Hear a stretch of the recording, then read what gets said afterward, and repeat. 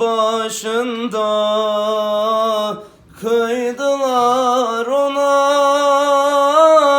mübarek kanı sıçradı Kur'an'a.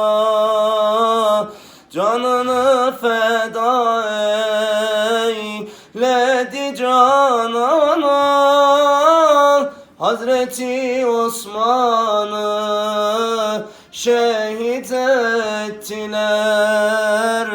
Canını feda eyledi Kur'an'a, Hazreti Osman'ı şehit ettiler.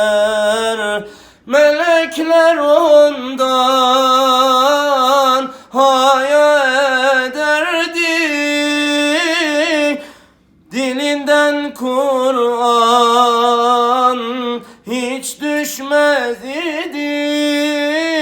Ömrünü İslam'ın yoluna verdi, Hazreti Osman'ı şehit ettiler.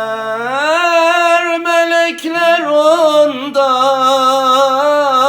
haya ederdi, dilinden Kur'an hiç düşmez idi.